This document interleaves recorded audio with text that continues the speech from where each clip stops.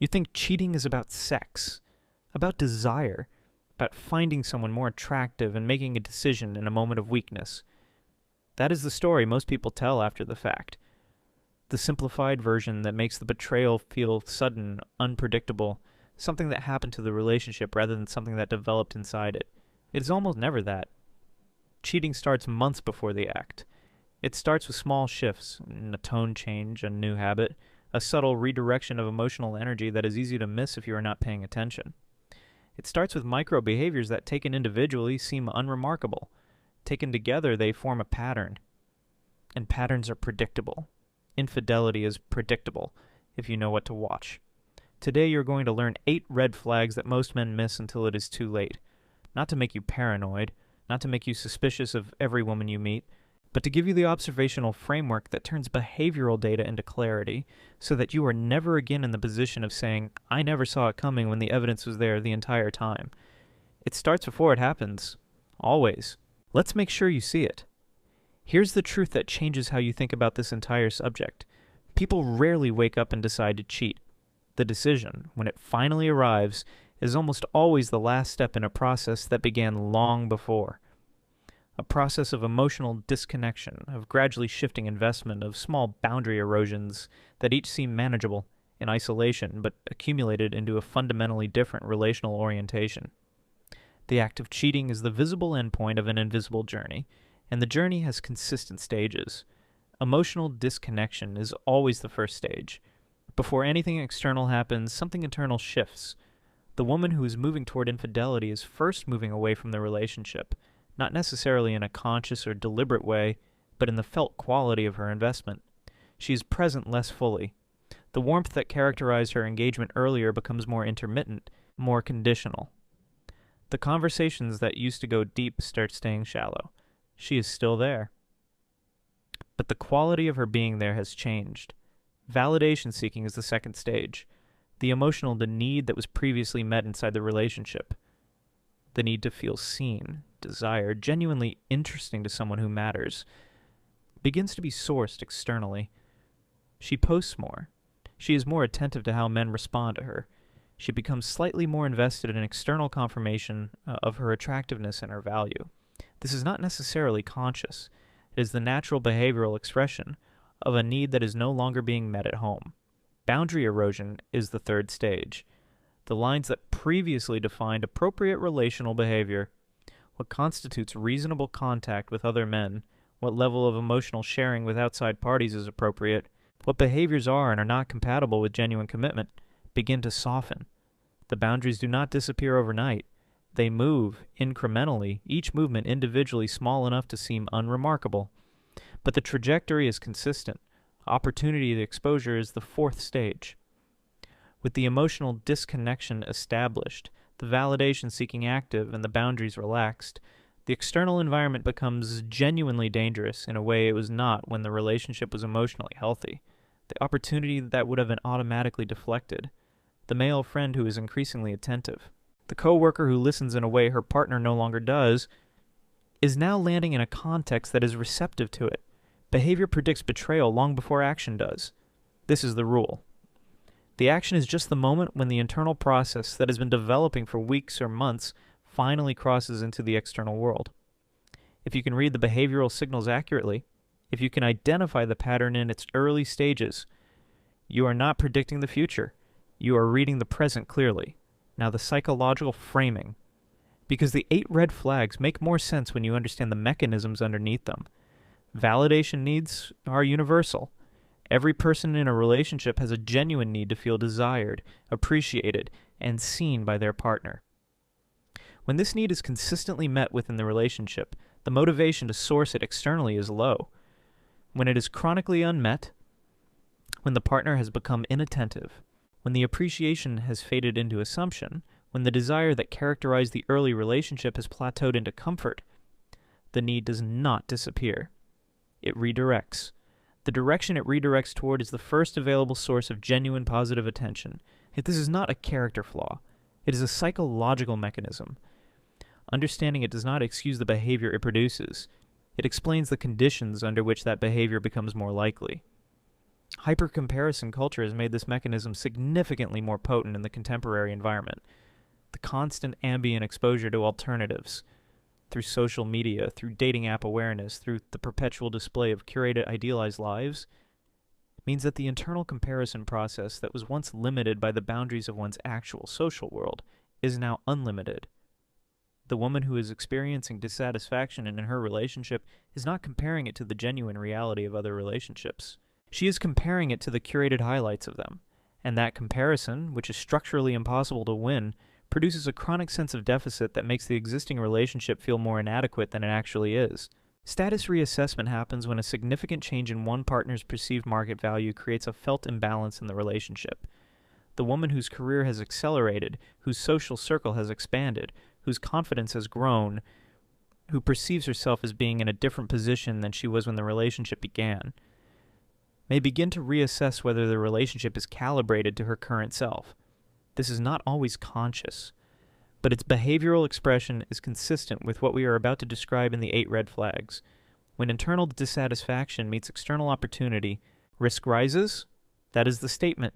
Neither element alone is necessarily fatal. A relationship with high dissatisfaction but zero opportunity may persist unhappily but without betrayal. A relationship with high opportunity but genuine satisfaction and commitment is likely to remain intact. The dangerous combination is the overlap. When the internal conditions of disconnection and unmet need are present simultaneously with external access to validation and attention. Now the 8 red flags. Pay attention. Red flag number 1, chronic validation seeking. There is a meaningful difference between a woman who is confident, who has a stable, internally grounded sense of her own value, and a woman who is addicted to external validation. The confident woman does not require constant confirmation from outside sources to feel secure in her sense of self. The validation-addicted woman does. And her behavior reflects the dependency. Watch for the constant need for compliments.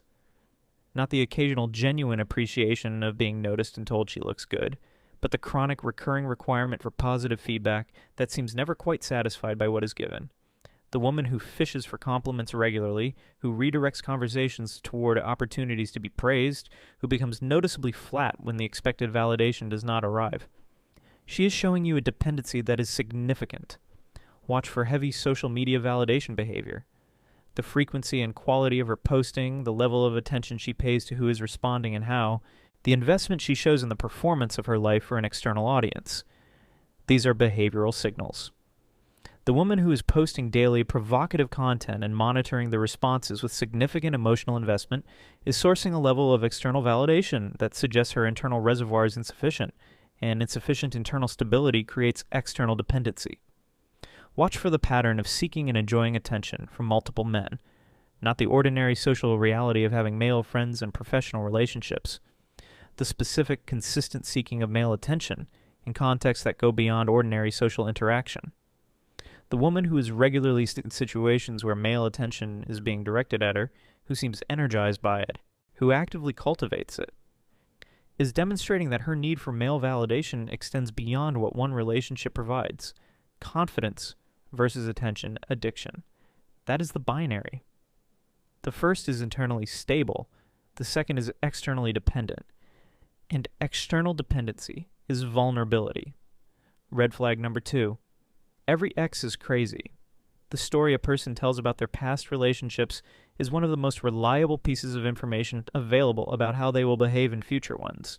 And the woman whose narrative about every previous relationship casts her as the consistent victim and her ex-partners as the consistent villains is providing you with important data. Zero accountability is the core issue.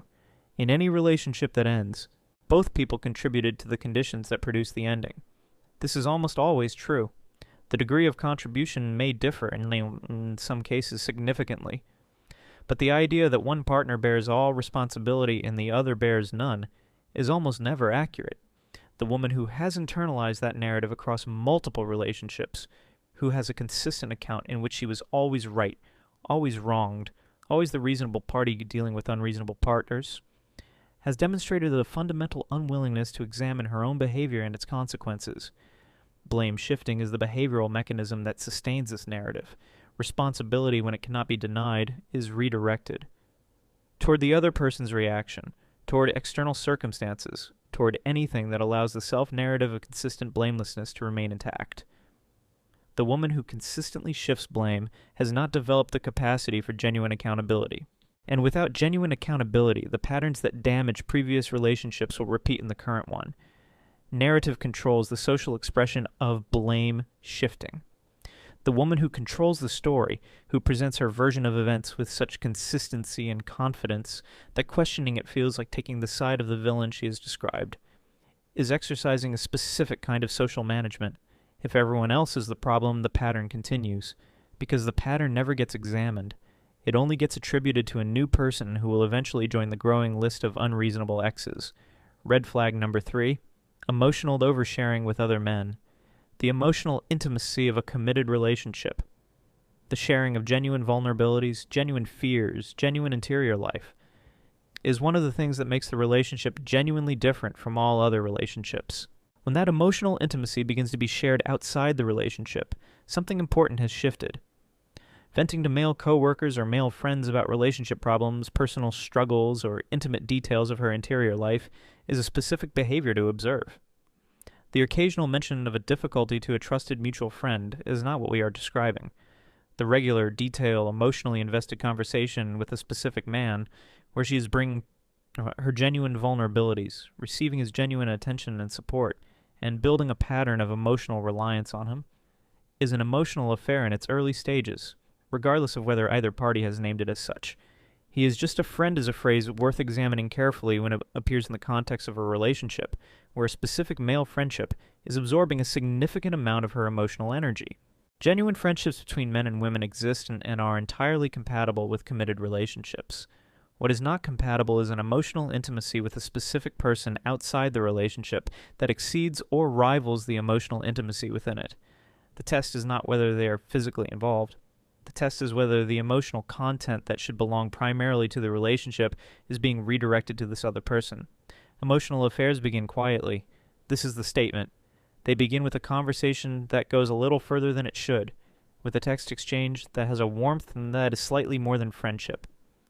With the gradual development of a private language, a private history, a private emotional world that exists outside the primary relationship. By the time it is visible, it is often already significantly developed. Watch for the early signals. Red flag number 4, boundary testing early on. The early stages of a relationship are not just a period of mutual discovery, they are also a period of calibration, of both partners assessing what behavior is acceptable, what the limits of the other person's tolerance are, and what they can and cannot do within this relationship. The woman who tests boundaries early is gathering data, and what she learns from your response determines the dynamic going forward. Flirting in front of you is a specific boundary test, not the ordinary warmth of a socially engaged person, the deliberate, directed flirtation with another man in a context where you are present. This behavior is not accidental. It is a signal, either of disrespect for the relationship's implicit norms, or of a deliberate test to see how you will respond, whether you will assert your standard or accommodate the behavior. Ignoring your discomfort when you express it is the second part of the test. The woman who continues the behavior after you have communicated that it makes you uncomfortable has made a clear statement. Your comfort is less important to her than her freedom to continue the behavior. This is information. It is telling you that your express standards, when they conflict with what she wants to do, will not be treated as binding. Calling your jealousy insecurity is the deflection that reframes the test so that the problem becomes your response rather than her behavior. You are not responding to actual inappropriate behavior. You're displaying a character flaw, insecurity, that she is generously tolerating. This reframe, if you accept it, accomplishes two things simultaneously. It invalidates your read of the situation, and it trains you not to express discomfort with her behavior in the future. Healthy independence versus disrespect. That is the binary. The first is real and worth respecting. The second is a test of whether you will hold your standard. The answer you give determines what comes next. Red flag number 5, high novelty addiction. Commitment, by definition, involves the acceptance of a degree of repetition. The person who cannot tolerate the repetition, whose relationship to boredom is so uncomfortable that the ordinary stability of a committed relationship feels like a kind of deprivation, is a person for whom long-term commitment is structurally difficult. Boredom and tolerance is the foundational quality here. Watch for a woman who consistently describes herself as bored, who requires continuous novelty and stimulation, who seems energized by new experiences and new people in a way that makes the established and familiar feel inadequate by comparison. This quality is not inherently a problem in life. In the context of a long-term relationship, it is a genuine risk factor, because every relationship past the initial stage of novelty involves significant amounts of the ordinary and familiar. The constant need for excitement is the behavioral expression of this quality. The woman who is always chasing the next experience, the next social event, the next source of stimulation, who seems to find the in-between periods of ordinary life less interesting than is sustainable in a partnership, is telling you something about her relationship with stability. Stability is not exciting. Stability is the foundation on which genuine depth is built. The woman who cannot access that depth because the surface stimulation is insufficient is a woman who will consistently feel the pull of whatever is newer and more exciting than what she currently has. Relationship fatigue cycles are the longitudinal expression of this pattern. Watch for evidence in her relationship history of a consistent pattern: intense early engagement, followed by a period of gradual disengagement, followed by the ending of the relationship when the novelty has fully worn off and the ordinary has set in. If this pattern has repeated across multiple relationships, it is not coincidence. It is a feature of how she relates to commitment. If stability feels boring, risk increases. That is the rule. And the risk is not hypothetical. It is the predictable consequence of a novelty addiction meeting the inevitable ordinariness of a sustained relationship. Red flag number 6. Sudden secrecy. Privacy in a relationship is legitimate and healthy. Every person deserves a degree of personal space, personal communication, personal interior life that does not belong to the relationship. This is not what we are describing. Sudden secrecy is a change from an established baseline.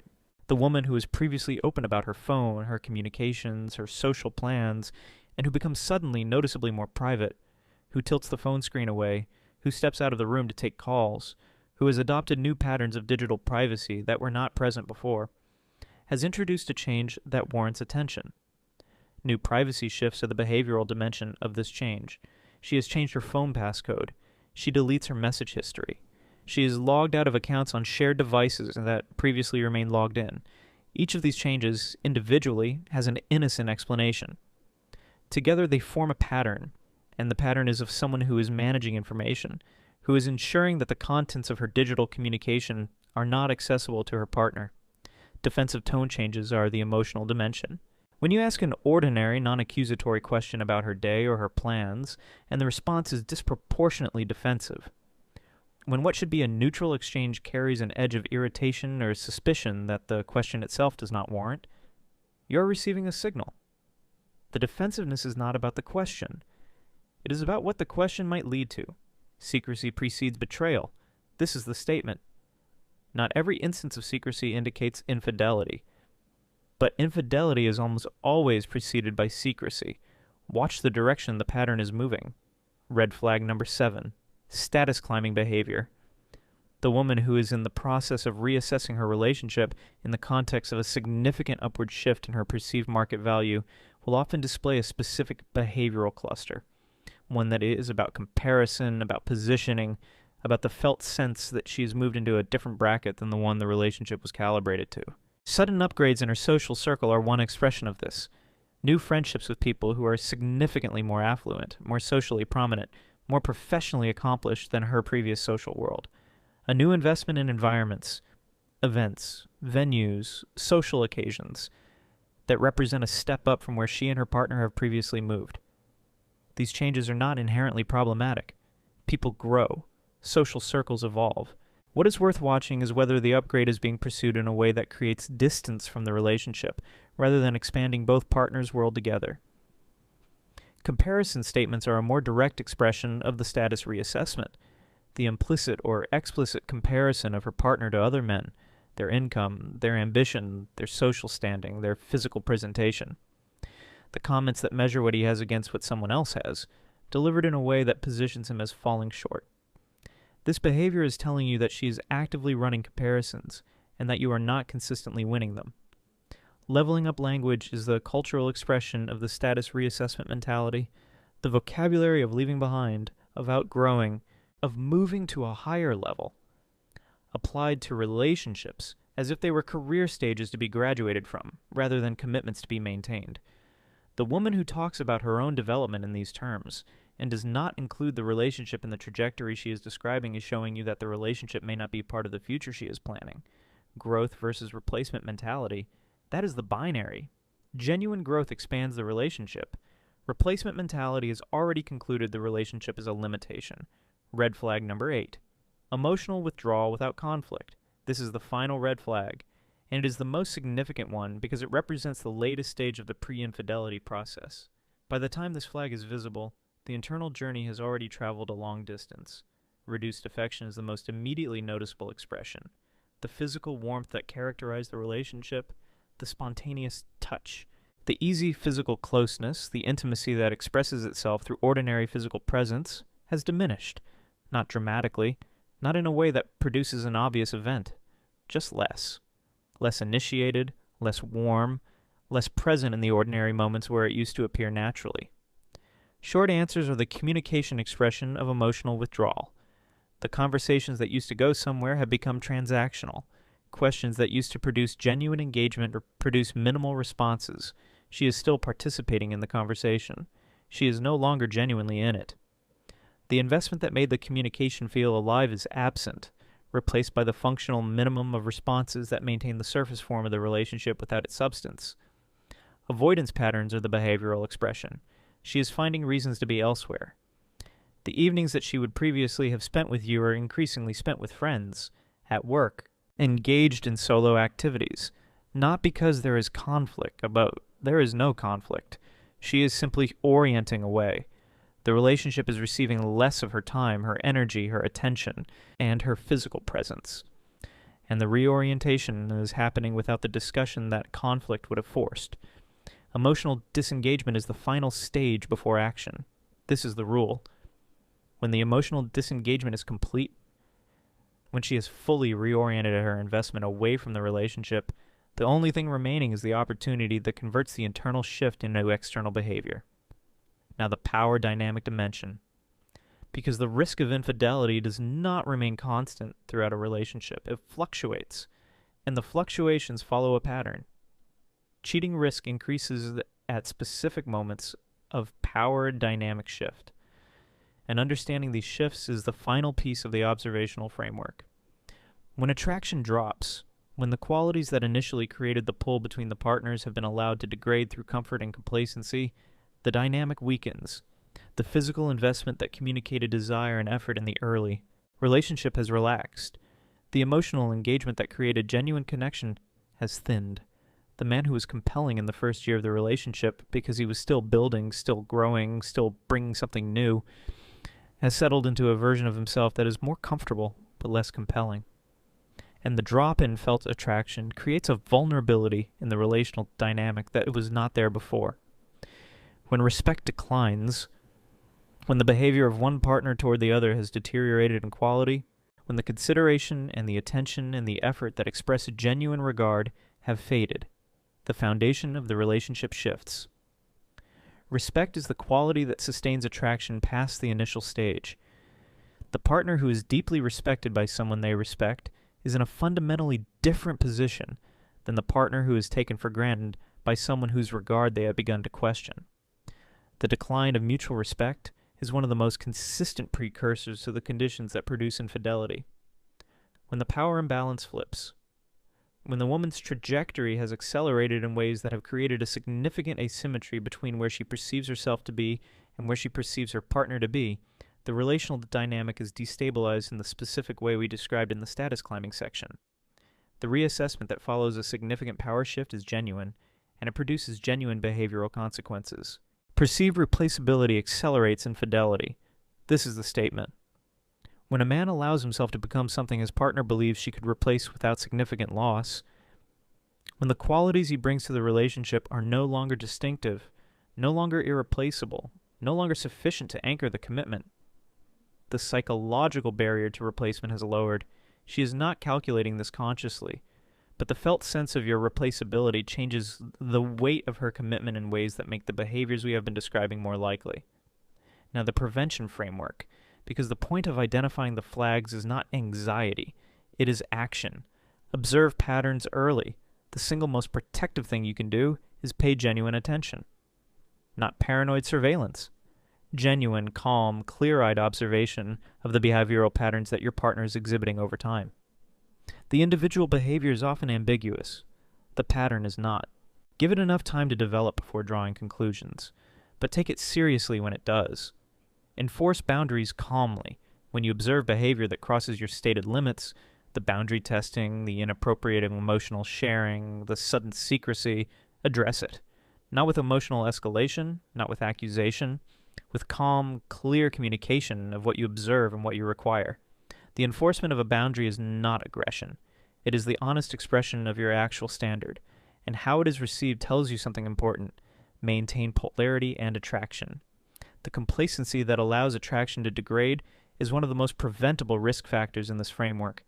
The man who continues to build, who maintains his physical discipline, his emotional groundedness, his professional trajectory, his genuine engagement with his own life and development, does not give attraction the opportunity to plateau in the same way. Maintain the qualities that created the pull, not for her, for yourself. The outcome for the relationship is a byproduct. Avoid complacency. Complacency is the specific error that allows every other risk factor to develop. The assumption that the relationship that exists today will continue to exist tomorrow on the same basis, without continued investment of attention and effort and genuine care. That assumption is the most expensive one in long-term relationships. The relationship requires maintenance, not constant drama, consistent, genuine investment. Walk at repeated disrespect. This is the final rule and the most important one. The single incident, addressed and genuinely repaired, is not what we are describing. The pattern of disrespect, the repeated boundary violations, the consistent dismissal of your standard, the ongoing behavior that communicates that your requirements are not being treated as binding, is the condition that requires action, not as punishment. As the honest assessment that the relationship is not providing what you require, and that continuing it in its current form is not serving you, not control, awareness. That is the distinction. The framework in this script is not a surveillance protocol. It is an observational one. You are not trying to manage another person's behavior. You are trying to see clearly what is already happening, and what you see clearly, you can respond to intelligently. Now, the philosophical layer. Love can exist while investment declines. This is one of the most disorienting truths about the process we have been describing. The woman who is moving through the stages of the pre-infidelity pattern may genuinely still love her partner. The love, the attachment, the history, the genuine care persists past the point at which the investment has begun to redirect. She is not lying when she says she loves him. But love and investment are not the same thing. And it is investment, not love, that determines behavior. When emotional investment shifts, behavior follows. The investment shift precedes the behavioral shift, often by weeks or months. The investment is the internal reorientation. The behavior is its external expression. And the gap between the two is the window in which the pattern is most clearly visible in the behavioral signals the script has described, and the window in which intervention is still genuinely possible. Commitment words versus daily actions. That is the binary. The words of commitment are easy. They are the stated intention. The I love you, the this relationship matters, the I am not going anywhere. The daily actions are the evidence. They are the investment of attention, of warmth, of genuine presence, of continued choice. When the words and the actions diverge, when the stated commitment remains, while the behavioral expression of it has been quietly redirecting, you are seeing the gap that the 8 red flags inhabit. Pay attention to the actions. They are the truth. Here is the ending. You have 2 options. You can ignore early red flags and hope. Can process the small signals as isolated incidents, as temporary phases, as things that will resolve themselves without requiring you to observe clearly and act decisively. Most men do this. The comfort of hope is real. The cost of the hope that was not grounded in an accurate observation is also real. It is paid later, with interest. Or you can observe patterns and act decisively. You can give yourself the genuine protection of clear-eyed attention to the behavioral data that is always present, that is never truly hidden, only unobserved. You can develop the observational capacity to read what is actually happening rather than what you hope is happening. And you can act on what you read. calmly, intelligently from a position of genuine clarity rather than reactive emotion. Infidelity is rarely random. It is usually tolerated in stages. Each red flag that is observed and dismissed is a stage tolerated. Each small disrespect accommodated is a stage tolerated. Each boundary that is crossed and not addressed is a stage tolerated. The accommodation does not prevent the outcome. It enables it. Watch behavior, enforce standards. Walk when respect drops. Patterns never lie. People can lie. Intentions can be misread. Words can be chosen strategically. But behavioral patterns, observed over time with genuine attention, tell the truth about where a person is and where they are going. Build that observational capacity, not as suspicion, as clarity. The man who sees clearly is never blindsided. He is prepared, and preparation is the only real protection.